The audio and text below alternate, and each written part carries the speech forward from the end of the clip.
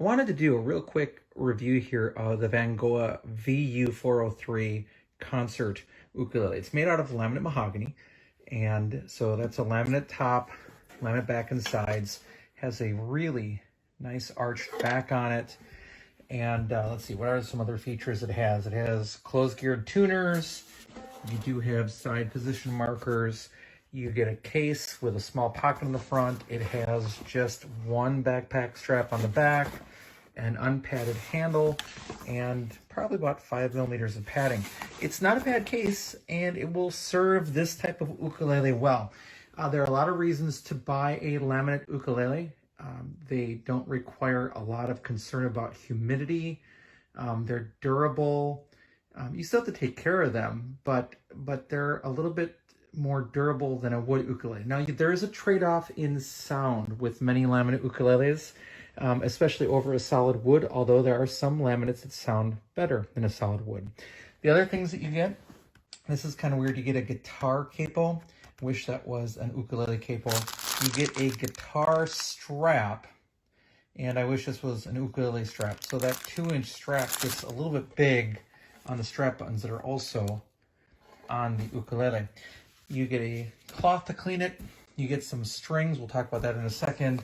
And you get an ukulele beginner guide and a Vangoa tuner, which is just great. Now, overall, it's built really well. It's a nice, clean build. It's really a pretty ukulele. That rosette is really nice. It's got, as you can see on the inside there, it's got notch kerfing inside. It's a really nice traditional build ukulele.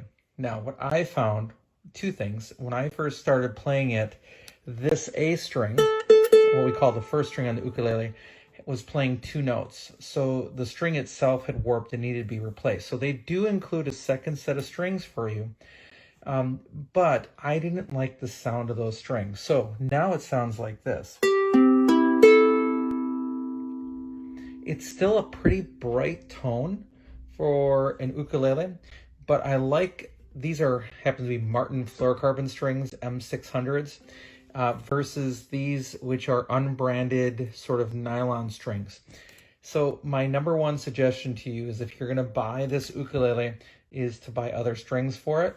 And actually, this thing has been on sale a few times, making it more than affordable to do so. The other thing that I found is that the action at the nut, and that is the space between the bottom of the strings and the top of the fret. The ad here on Amazon says that it's 0.75 millimeters, and they're correct. The thing is, that's pretty high, and that doesn't seem like a lot of space, but it makes a difference. This action should be 0.5 millimeters. So what I did is I actually broke off the nut and sanded on the bottom till that was 0.5 millimeter action there at the first fret.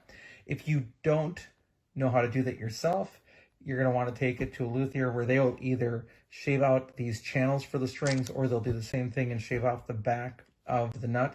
But that action could be a little bit lower. The action here at the 12th fret was great on this instrument. And the reason is the action at the nut, or the action at the first fret, is so important because that's where many of your beginner chords are. So that is a quick look at this instrument. It's really overall a good package.